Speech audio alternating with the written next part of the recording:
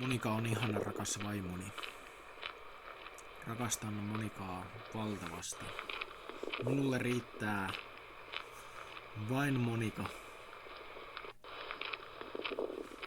Minulle riittää vain yksi vaimo, jonka nimi täytyy olla Monika.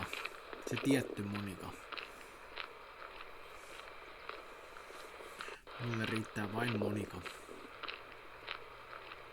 En ole Andre Tate. Joo, se oli vaan läppändeerusti. En mä nyt silloin Andre Tate. Menneisyydessä mä oon pyörittänyt monta vaimoa välillä, mutta se oli mun menneisyys. Mä olin nuori ja Ville, mä olin ammattikoulussa, niin silloin mä pyöritin monta naista. Ja nyt mä häpeän sitä. Se oli kamala synti. Mä petin monta naista samanaikaisesti. Tavallaan ehkä nuoruudessa mä olin vähän niinku Andre Tate. Et en oo kyllä koskaan uskonut islamiin tai mihinkä semmoista. En tiedä uskoks Andre Tate niin kauheasti islamiin.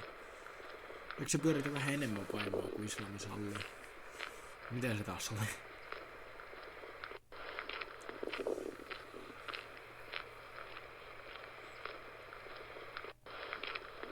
Muuten se kyllä taitaa vähän seurata. Tai islamin määräyksiä. No en mä muista mitä Andre Tate. Kun mä en välitä Andre Tateista. Andre Tate-nimisestä henkilöstä en välitä yhtään. Niin sen takia ei kiinnosta, vaikka se seuraisi islamin lakia vai ei. Kun en mäkään seuraa islamin lakia. Mä seuraan raamattua. Ja Suomen lakia. Mä oon ehkä menneisyydessä seurannut kumpaakaan. Menneisyydessä silloin kun olin nuori, niin mä olin nuorisorikollinen, mutta se on semmoista. Mulla oli kauhea lapsuus.